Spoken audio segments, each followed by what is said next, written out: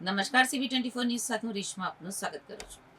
કોન્ક્રીટના જંગલો વચ્ચે પ્રકૃતિ તરફ વળેલા સુરતીઓએ સરથાણા નેચર પાર્કને દક્ષિણ ગુજરાતનું ફેવરેટ ડેસ્ટિનેશન બનાવી દીધું છે.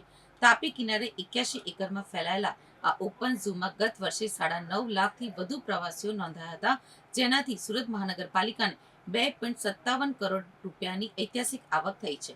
હિંસક વન્યજીવોને પાંજરા વિના મુક્ત જોવાનો રોમાંચ, દુર્લભ જળ બિલાડીઓનું સફળ બ્રીડિંગ અને ઓનલાઈન ટિકિટિંગની સુવિધા આ અદ્ભુત સફળતાના મુખ્ય આધાર બન્યા છે. તો ચાલો જાણીએ પ્રકૃતિ અને વન્યજીવોની આ અનોખી સફર વિશે. આ વર્ષે 9.50 લાખથી વધુ પ્રવાસીઓના ઘસારા સાથે સરથાણા નેચર પાર્કે લોકપ્રિયતાના તમામ જૂના રેકોર્ડ તોડી નાખ્યા છે.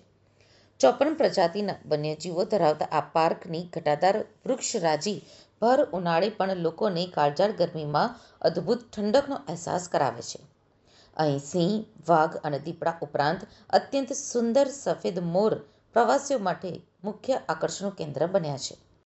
અને મને અહીંયા એટલું પીસફુલ એટમોસ્ફિયર છે, ઘણું બધું વાઇલ્ડ છે. એ બધાના ડિસ્ક્રિપ્શન સહિત હું મારી છોકરીઓને, મારા ભત્રીજા, ભાણિયા બધાને ડિટેલમાં બધું આ જે છે એ રીતના વાંચીને લર્ન કરીને બધું સમજાવું છું.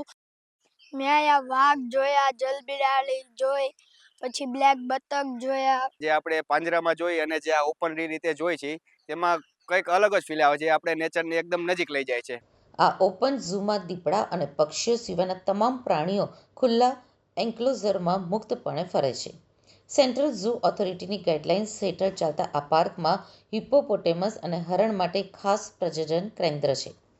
અહીં વૈજ્ઞાનિક પદ્ધતિથી 27 જળ બિલાડીઓનું સફળ સંવર્ધન કરાયું છે, જ્યાં દર વર્ષે 5 થી 7 બચ્ચાનો જન્મ થાય છે. અત્યાર સુધીમાં અહીંથી 17 जड़ बिलाड़ियों देशना अन्य जू में मोकलवामां आवी छे.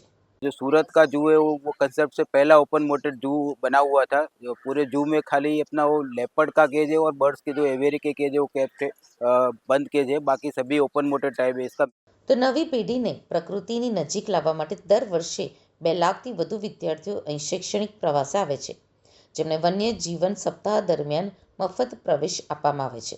એની ખાસિયત એ છે કે ઘણા જે સ્પીસીસ છે જે નોર્મલી અવેલેબલ નથી થતા એનું બ્રીડિંગ પણ અહીંયા કરવામાં આવે છે. ઘણા જે વાઇલ્ડ એનિમલ્સ છે, હિપ્પોપોટામસ છે, ડિયર છે, ફોક્સ છે.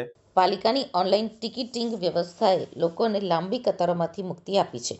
સુરતને પ્રવાસન નકશા ઉપર મોખરે લાવવા માટે આગામી સમયમાં વિદેશી વન્યજીવો લાવવાનું પણ આયોજન છે.